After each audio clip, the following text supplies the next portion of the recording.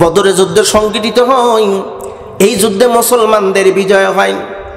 মুসলমানরা গনিমতের মাল সংগ্রহ করতে পারল, মুসলমানরা আনন্দিত উৎফুল্লিত। মক্কার কাফের বেঈমানেরা তারা পরাজয়ের গ্লানি সহ্য করতে পারতেছে, মেনে নিতে পারতেছে না। মদিনার কিছু ইহুদিদের সঙ্গে গোপনে আতাত করলো, এমন গোপন আতাত করলো, বৈঠক করলো কিভাবে দ্বিতীয়বার মদিনার মুসলমানদের উপর আক্রমণ করা যায়। কথাটা খুবই গুরুত্বপূর্ণ, নেগেটিভ সেন্সে নেবেন না। আমি এখানে আপনাদের মাঝে দুনিয়াবী বিষয় নিয়ে আমি আপনাদেরকে উৎফুল্লিত আনন্দিত করার উদ্দেশ্যে আমার কোনো কথা হবে না। যদিও সে কথাটা হয়, যদিও দুনিয়া থাকে সেখানেও আমার রবের সন্তুষ্টি থাকবে, এমন কথা যেন আমার রব আমাকে দিয়ে বলায়। বদরের যুদ্ধে মুসলমানদের বিজয়, আর এই দিকে কাফেররা জ্বালা যন্ত্রণা সহ্য করতে পারে না। মদিনার ইহুদিদের সঙ্গে গোপনে আতাত করে কিভাবে নতুন করে ষড়যন্ত্র করে মদিনাকে ধ্বংস করা যায়। আমরা লক্ষ্য করে দেখেছি 5ই আগস্টের ছাত্রদের আন্দোলনে, ছাত্রদের বিপ্লবে, এই বিপ্লবীর কারণে অবৈধ স্বৈরচারী ফেসিবাদী লেডি ফেরাউন তার দলবল সহ পলাতক হয়েছে। আবার নতুন করে ভারতে যাইয়া আবার এখান থেকে কিছু ষড়যন্ত্র মিশ্রিত করে ছাত্রদের বিপ্লব নস্যাৎ করার ব্যাপক পরিকল্পনা করতেছে। মিল করে দেখেন, নেগেটিভ সেন্সে নেবেন না। অপ্রিয় বন্ধুরা, কোরআনুল কারীম রিসার্চ করে যতটুকু দেখেছে, পৃথিবীতে কোন জালিম স্বৈর শাসক স্থায়িত্ব দীর্ঘদিন থাকতে পারে নাই। তাদের পতন হয়েছে, পতন তাদের হয়েছে। আল্লাহ তাদেরকে দুনিয়ায় লাঞ্ছিত পতন করেছে। ফেরাউন বিশাল ক্ষমতাধর ছিল, আল্লাহ পানিতে ডুবায়ে মারছে। নমরুদ নিজেকে খোদা দাবি করেছিল, একটা ল্যাংড়া মশা মাথার ভিতরে ঢুকাই দিয়ে জুতার থাপ্পড় খাওয়াইয়া দুনিয়া থেকে বিদায় করছে। আবু জাহেল এতবার বিশাল রাষ্ট্রপতি ছিল মক্কা। ছোট্ট তরুণ মাজার মুআব্বাজের দ্বারা আবু জাহেলকে দুনিয়া থেকে বিদায় করা হয়েছে। এরপরে বুশ এসেছিল, সাংবাদিকের জুতার থাপ্পড় খাওয়াইয়া ওই বুশকেও তার গদি থেকে নামায় দিয়েছে। আর এই বাংলার জমিনে লেডি ফেরাউনকে ছোট্ট ছোট্ট তরুণ ছাত্ররা আন্দোলন করে লাঞ্ছিতভাবে পতন করেছে।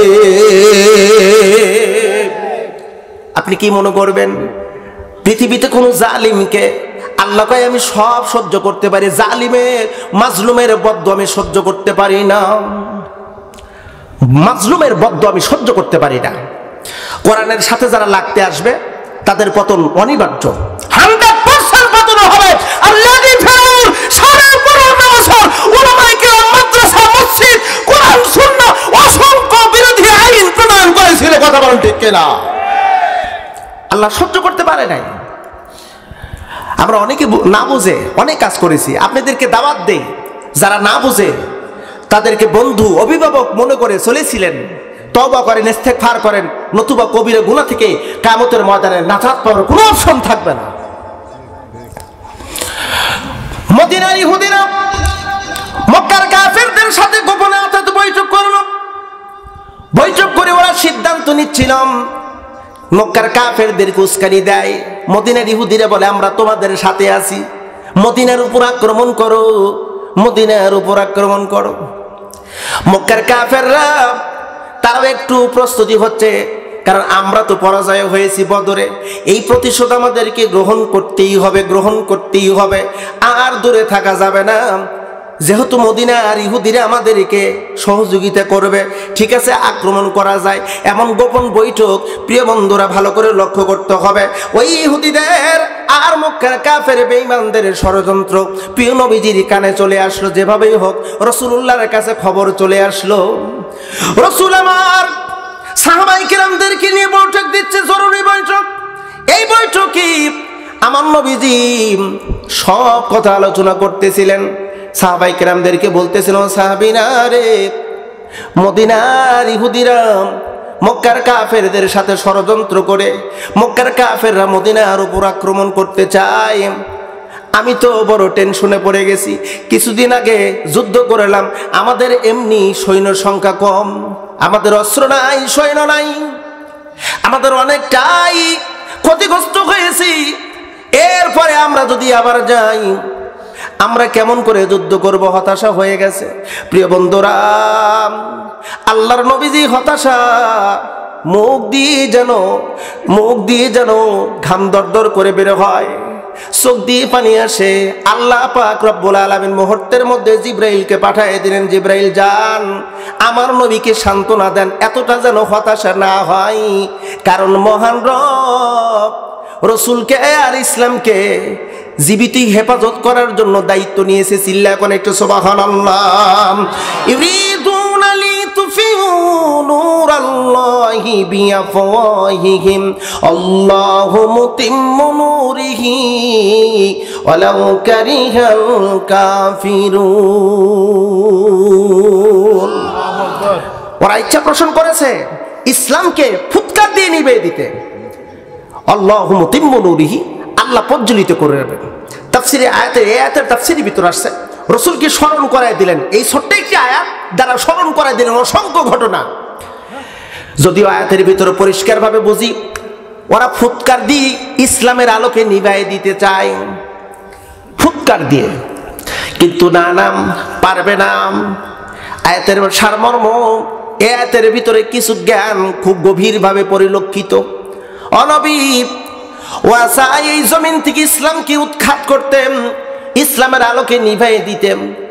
অতীতেও পারে নাই, এখনো পারতেছে না, কয়েকদিন আগে পারে নাই, ভবিষ্যতেও পারবে না। অনবী আপনি যখন কালেমার দাওয়াত দেওয়া শুরু করলেন মক্কায়, রসুল যখন মক্কায় কালেমার দাওয়াত দেওয়া শুরু করলেন, কোন সময়? রসুল মায়ের পেট থেকে পরেই নবী। রসুল মানে পৃথিবীতে যত নবী রসুল এসেছে সবগুলো নবী রসুল মায়ের পেট থেকে পরেই নবী। তবে নবুয়তির পরিচয় কাউকে দেওয়া হয়েছে 17 বছর বয়সে, কাউকে দেওয়া হয়েছে 14 বছর বয়সে, কাউকে 26 বছর বয়সে, কাউকে আবার দোলনায় মানে মায়ের কোলে থাকা অবস্থায়। আবার আমার রসুলকে আল্লাহ পাক নবুয়তির পরিচয় করাই দিলেন 40 বছর 6 মাস 24 দিন বয়সে। সূরা আলাকের কয়েকটি আয়াতে কারিমা নাজিল করে রসুলকে পরিচয় করাই দিলেন। পরিচয়, রসুল যখন পরিচিত হয়ে গেলেন, নবুয়তির পরিচয় প্রাপ্ত হলেন, পরিচয় হওয়ার পরে রসুলুল্লাহর কাজ হলো ডিউটি করা। ডিউটি, এই যে আমাকে যখন দাওয়াত দেয়, তখন আমি কিন্তু অলরেডি আপনাদের মাহফিলের প্রধান বক্তা। আমি তো বরত্ব নিয়ে কথা বলতেছি না, বোঝানোর জন্য বলতেছি, আমি আপনাদের মাহফিলের প্রধান বক্তা। টেজে আসলাম, মাইক্রোফোন ধরে পরিচয় করে দিল যে আজকের মাহফিলের ইনি প্রধান বক্তা। পরিচয় হয়ে গেছে, আমার ডিউটি শুরু অস করা। আল্লাহ পাক প্রিয় নবীকে ওহী নাজিল করে পরিচিত করায় দিলেন। আর ওহী গায়রে মাতলু হিসাবে একটি আয়াতে কারিমা নাজিল করেছেন, যদিও সেটা পরবর্তীতে ওহী মাতলু হিসেবে আল্লাহ পাক আবারও নাজিল করেছিলেন। আম্মা জানা আয়েশা সিদ্দিকা রাদিয়াল্লাহু তাআলা বর্ণনা করেন, আমার নবীর উপরে এই ওহী মাতলু অর্থাৎ সূরা আলাকের 6টা আয়াতে কারিমা নাজিল হওয়ার পূর্বেও ওহী নাজিল করেছেন আল্লাহ। সেটা হলো ওহী গায়রে মাতলু। এই জন্য আল্লাহ পাক রব্বুল আলামিন কোরআনুল কারীমের একটি আয়াত যেটা পরবর্তী ওহী মাতলু হিসেবে নাজিল করা হয়েছে, আল্লাহ পাক জানায় দিন, ইয়া আইয়ুহার রাসূল বাল্লিগ মা উনসিলা ইলাইকা মির রাব্বিক ওয়া ইন লাম তাফআল ফামা বাল্লাগতা রিসালাতাহু আল্লাহু ইয়াসিমুকা মিনান নাস ইন্নাল্লাহা লা ইয়াহদিল কওমাল কাফিরিন।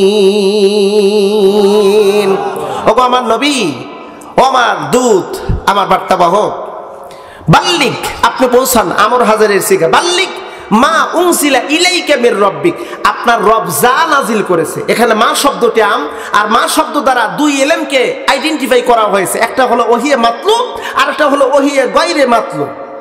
যা নাজিল করেছি তা মানুষের দ্বারা প্রচার করেন। সুবহানাল্লাহ একটু বলবেন না?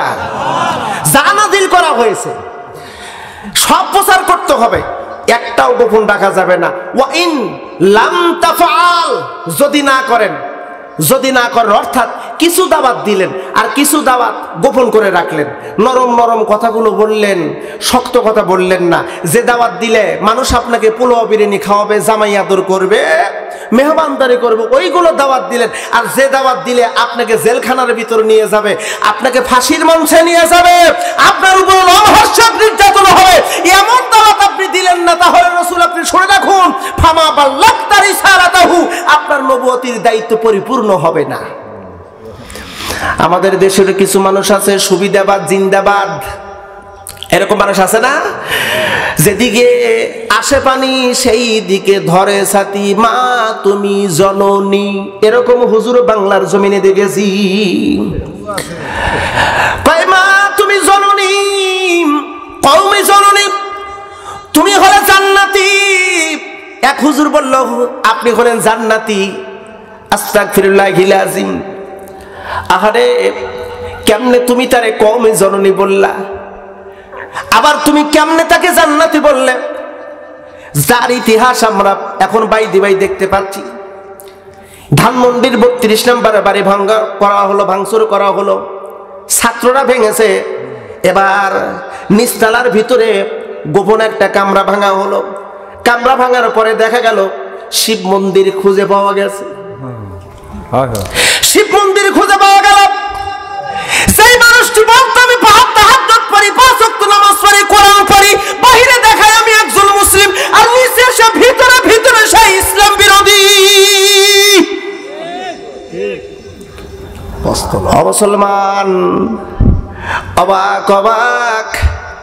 এই জন্য একটা কথা আছে, লেবাসে লুবাসে আল্লাহর ওলি, আর ভিতরে হলো শয়তানের গলি। ঠিক কি না? আমরা তো এটা বুঝি না। নেগেটিভ সেন্স নেবেন না। আমার অনেক বন্ধু